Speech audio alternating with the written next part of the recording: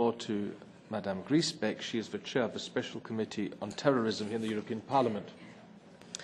Merci, Monsieur le Président, mes chers collègues, mes chers amis venus du continent africain.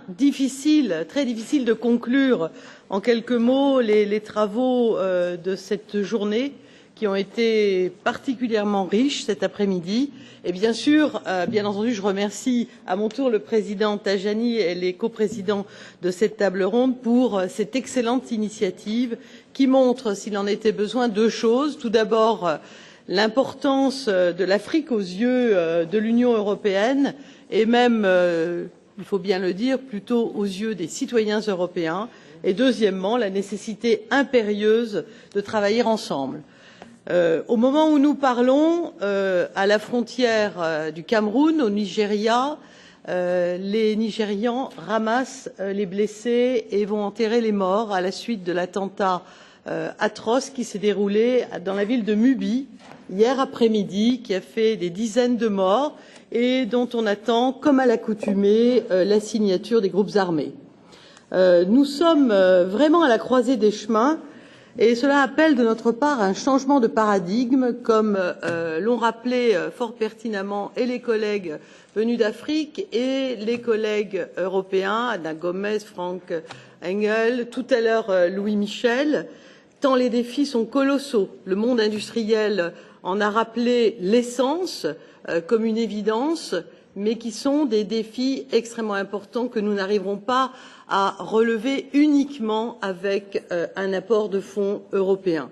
On est vraiment à la croisée des chemins sur le renforcement de la paix, sur les problèmes de démographie, sur évidemment la gouvernance, qui est un terme qui est utilisé extrêmement souvent et qui l'est tellement qu'il finit par être vidé de son sens, sur le développement économique et bien sûr, pour ma part, comme présidente de la commission terrorisme, sur ces menaces grandissantes que les uns et les autres vous avez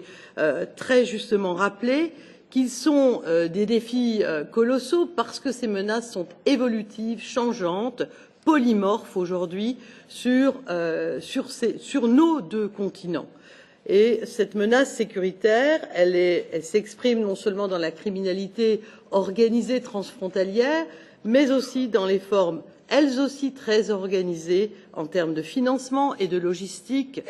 du terrorisme et des attentats terroristes qui se développent à une vitesse exponentielle. Au fur et à mesure que nous combinons nos efforts sur les régions et les sous-régions et que nous parvenons à diminuer certaines attaques perpétrées par ces groupes armés terroristes, au fur et à mesure, ceux-ci changent de tactique, de modus operandi, utilisent leur communauté pour obtenir les renseignements, utilisent l'écosystème, donc changent totalement donc leur façon de faire.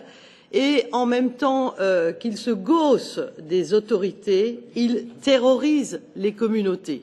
Ainsi, comme le faisait remarquer fort justement en début d'après-midi le général Traoré, il faut impérativement donner les moyens de traiter sur place ces différents défis, et notamment les problèmes de sécurité, faire face au terrorisme sur place. C'est d'ailleurs ce que vous avez repris fort justement et clairement, Monsieur Mikhaïlov, avec une dimension régionale, transnationale. Cette multiplication des menaces appelle de notre part, bien sûr, des actions concertées, en passant par la reconstruction, ça a été évoqué cet après-midi par plusieurs intervenants,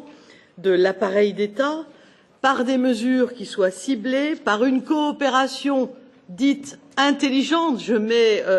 des guillemets parce que la définition de la coopération intelligente appelle de notre part un gros travail, comme le rappelaient non seulement les panélistes, mais aussi Federica Mogherini tout à l'heure, qui appelait pour que nous avancions, que nous changions de paradigme, comme je le disais, c'est-à-dire que nous entrions dans une étape nouvelle, en travaillant en partenaire, en définissant ensemble nos priorités et en laissant aux oubliettes ou en portant aux oubliettes ce modèle ancien qui a vécu, qui était celui de récepteur de fonds. C'est le sens politique de cette rencontre aujourd'hui qui, évidemment, en appelle d'autres avec un travail continu, exige que notre partenariat soit vivant, bien sûr, mais pas seulement en mots, mais en actions concrètes, communes, combinées, volontaires, adaptées à ces défis, pour que la paix,